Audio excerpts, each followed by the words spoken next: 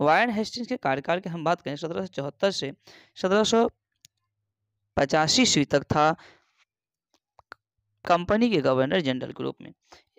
Warren Hastings के हम देखेंगे दोस्तों महत्वपूर्ण कार्य।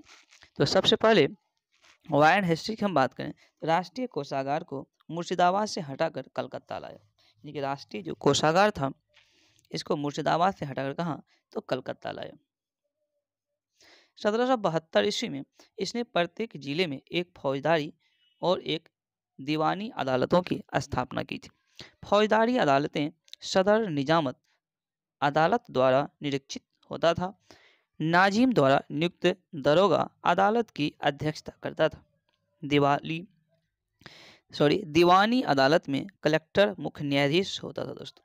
जिला फौजदारी अदालत एक भारतीय अधिकारी के अधीन होती थी जिसकी सहायता के लिए एक मुफ्ती और एक काजी होता था।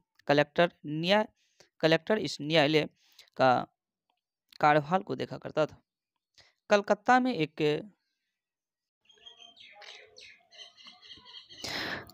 में एक सदर दीवानी अदालत और एक सदर फौजदारी अदालत की स्थापना की गई। इस सदर दीवानी अदालत में कलकत्ता काउंसिल का सभापति और उसी काउंसिल के 2 सदस्य राय रयान और मुख्य कानूनगो की सलाह से न्याय करते थे।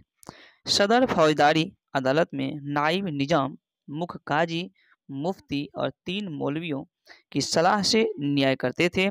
जिला की दीवानी और फौजदारी अदालतों के मुकदमे अंतिम निर्णय के लिए सदर अदालतों में भेजे जाते थे। दीवानी जो मुकदमे हैं, दीवानी मुकदमों में जातीय कानून अर्थात हिंदुओं के संबंध में हिंदू कानून और मुसलमानों के संबंध में मुस्लिम कानून लागू किया जाता था, जबकि फौजदारी मुकदमों में मुस्लिम कानून लागू किया जाता था। तो फौजदारी मुकदमों में मुस्लिम कानून होता था, हालांकि हिंदू जो के लिए हिंदू कानून था और मुस्लिम के लिए मुस्लिम कानून था। 1772 ईस्वी में कोर्ट ऑफ डायरेक्टर्स ने 1772 ईस्वी में कोर्ट ऑफ डायरेक्टर्स ने द्वैत प्रणाली को समाप्त किया, द्वैत प्रणाली को, तथा कंपनी को बंगाल, बिहार और उड़ीसा प्रांत की शासन व्यवस्था का उत्तरदायित्व संभालने का आदेश दिया। वारेन हेस्टिंग्स ने दोनों उपदीवानों मोहम्मद रजा खां और सिताब राय को पद से भी क्या कर दिया, तो इसे हटा दिया गया। वारेन हेस्टिंग्स की हम बात करें दोस्तों तो वारेन हेस्टिंग्स ने नवाब की देखभाल के लिए मीर जाफर की विधवा मुन्नी बेगम को उसका संरक्षण नियुक्त किया। 1775 ईस्वी में मुन्नी बेगम को हटाकर मोहम्मद रजा खां को नवाब का संरक्षण नियुक्त किया। तो 1775 ईस्वी मुन्नी बेगम को हटाकर क्या किया, तो रजा खां को नवाब का संरक्षण नियुक्त कर दिया था दोस्तों। 1776 ईस्वी में मनु स्मृति का अंग्रेजी में अनुवाद एक कोड ऑफ जेंटू लॉज के नाम से हुआ।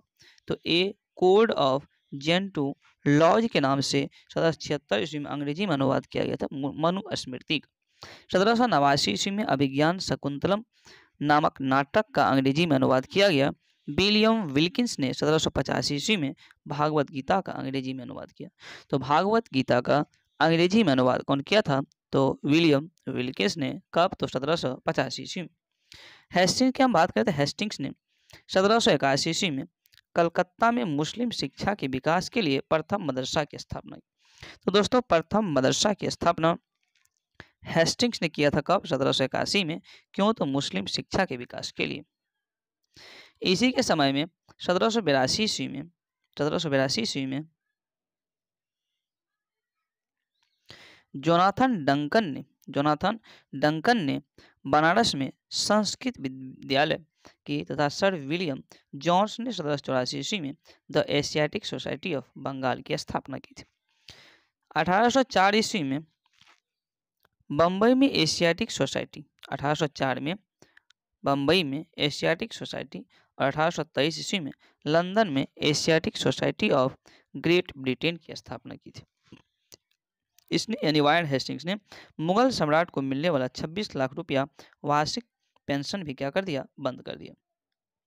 इसी के समय में 1780 ईस्वी में भारत का पहला समाचार पत्र द बंगाल गजट। तो भारत का पहला समाचार पत्र क्या था, जिसका नाम था Bengal Gazette, the Bengal Gazette, जिसका प्रकाशन जेम्स ऑगस्टस हिक्की ने किया था। इसी के समय में रेगुलेटिंग एक्ट के तहत 1774 ईस्वी में कलकत्ता में एक उच्चतम न्यायालय की स्थापना की गई, जिसका अधिकार क्षेत्र कलकत्ता था। कलकत्ता के बाहर के मुकदमा तभी सुना जाता था जब दोनों पक्ष सहमत हो। इस न्यायालय में अंग्रेजी कानून लागू होता था। इसका मुख्य न्यायाधीश एलिजा इम्पे था, एलिजा इम्पे, जिसे 1782 ईस्वी में इस्तीफा देना पड़ा।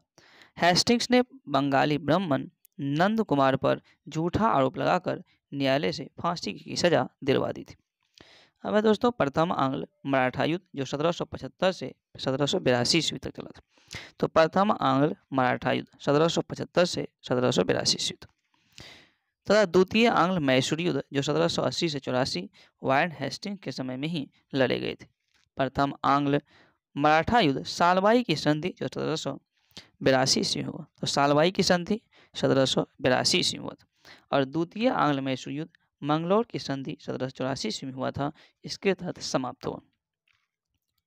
तो प्रथम आंग्ल मराठा युद्ध जो समाप्त हुआ सालबाई की संधि, और दूसरा समाप्त हुआ मंगलौर की संधि के तहत। Pitt's India act 1784, Pitt's India act 1784 ईस्वी में वारेन हेस्टिंग्स समय में ही पारित हुआ था।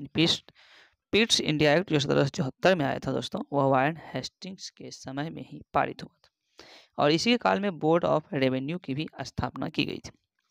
हेस्टिंग्स ने संपूर्ण लगान के हिसाब की देखभाल के लिए एक भारतीय अधिकारी राय रैयान की नियुक्ति की, और इस पद को प्राप्त करने वाला पहला भारतीय दुर्लभ राय का पुत्र राजा राज बल्लभ था। पिट्स इंडिया एक्ट 1784 के विरोध में इस्तीफा देकर जब वारेन हेस्टिंग्स फरवरी 1785 ईस्वी में इंग्लैंड पहुंचा, तो बर्क के द्वारा उन पर महाभियोग लगाया गया था दोस्तों। और परंतु 1795 में इनके कार्य को देखते हुए इन आरोपों से, यानी महाभियोग के आरोप से, मुक्त कर दिया। तो वारेन हेस्टिंग्स के लिए महाभियोग लाया था कौन, तो बर्क के द्वारा लाया गया था, बर्क। 1786 ईस्वी में वारेन हेस्टिंग्स के जाने के पश्चात लगान परिषद का पुनर्गठन किया गया, और एक नवीन अधिकारी मुख्य सारिस्तादार की नियुक्ति की गई, जिसका कार्य सभी कानूनगों के कागजों की देखभाल करना था। और इस पद पर प्रथम नियुक्ति जेम्स ग्रांट की गई थी। सुरक्षा प्रकोष्ठ की नीति यानी रिंग फेंस पॉलिसी यानी सुरक्षा प्रकोष्ठ की नीति, यह वारेन हेस्टिंग्स से